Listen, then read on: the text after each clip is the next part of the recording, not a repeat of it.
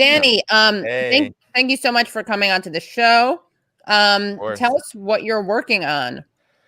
Well, there's a lot going on, as you all know. But one of the efforts and campaigns that I've been putting a lot of work into since July has been the No Cold War campaign.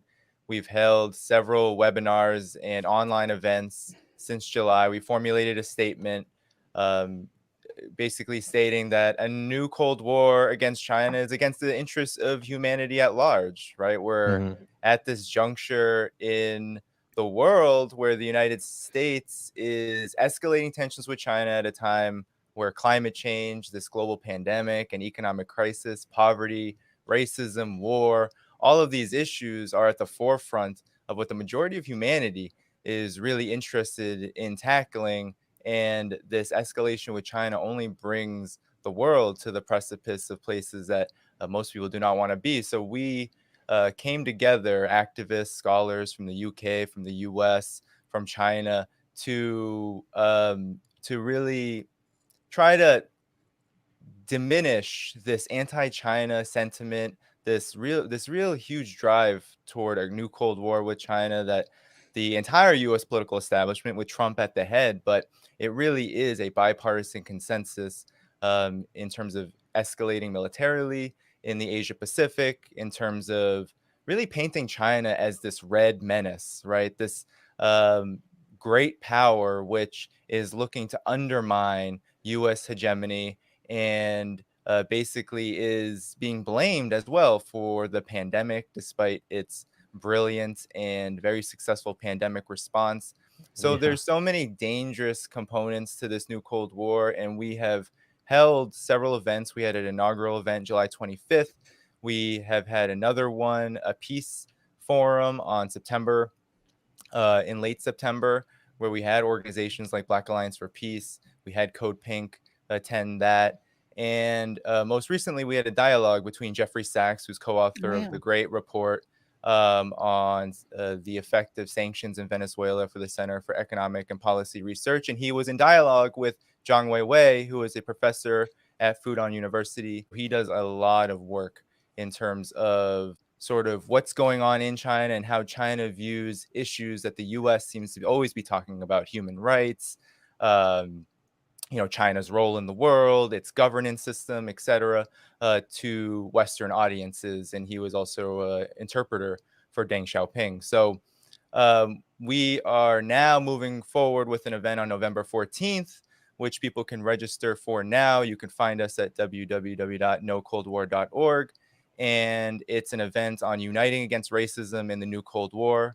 I'll be speaking at it. Chow Collective, which is an activist group made up of people from the Chinese diaspora, will be chairing. And we'll have people like David West, a former NBA All-Star, as well as a now activist, and other folks like Nick Estes of the Red Nation, Jingjing Li from CGTN.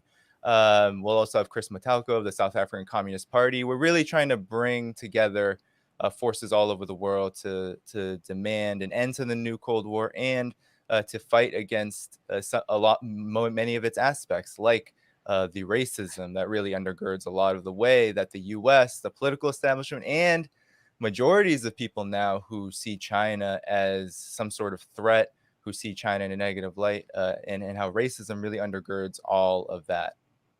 What are some of the biggest myths you'd like to that you've seen perpetuated about this issue?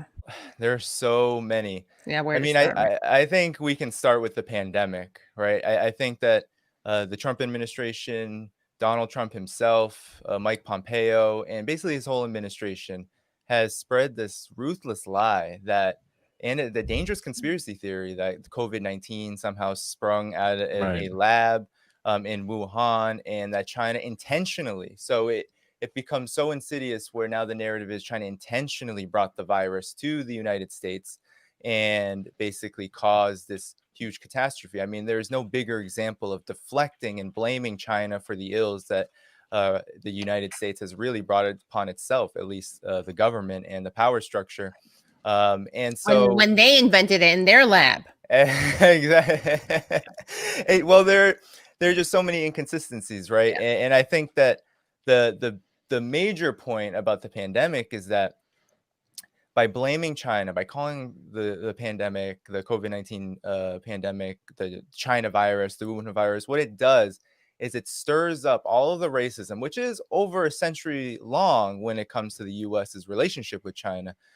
It was only in the late 19th century when the United States was excluding and banning and barring Chinese migrants, treating Chinese migrants as they were treating, let's say, black laborers in this country, seeking them out to lynch them, to deport them. It was only 100 years ago, a little over, that was occurring. And so, this history of racism has come back up during the pandemic. And what the real unfortunate thing about this is that while China is being blamed for the pandemic and for not being so-called transparent enough, despite in January telling the whole world that this virus was dangerous and provided its genome to the World Health Organization, we can't learn from the response that they Right. employed, which saved hundreds, thousands, if not millions of people in China. People don't understand that China is 1.4 billion people.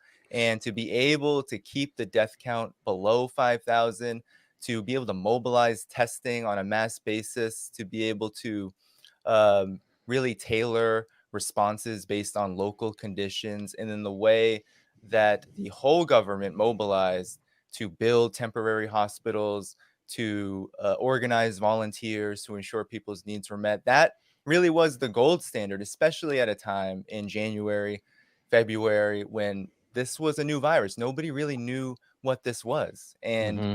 China has been blamed for this. China has been blamed for the 200,000 people that have died here, despite the fact that it really was the Trump administration and the entire political establishment that wasn't responding. I mean, people say it's all about Trump and the coronavirus failure, but I live in New York City, and I know that Democratic governors also had a big role to play in neglecting how Hmm. serious this was, waiting and waiting, not looking thousands of miles to the east and Uh, saying, what is China doing? right. I don't know. Have you seen Governor Cuomo made a really good poster about Governor Cuomo's response where he showed in graphic form how he flattened the curve, he and his Yeah. daughters, and He and his daughters and her very boyfriend. very literal He has a representation. book Yeah. now too, I think, Oh, right? really? Wow, how nice. About leadership during the Wow. COVID, right? Despite sending older folks to nursing homes, And Right. giving them liability, COVID-19, yeah, and giving the nursing homes like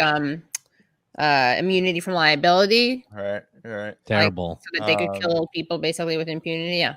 Yeah. So the pandemic is one part, and then I think the biggest myth is, I think the biggest overall myth is that China is somehow a threat to the workers in the United States. There is this whole narrative that's been constructed around China, and this dates way back before this new Cold War. It dates even back to the 90s when people like Joe Biden were talking about China as being this. They were doing it with Japan too in the 80s, and Biden was part of that too, talking about how Japan and China, they're bringing conditions down for workers. It's all their fault. It's all their fault.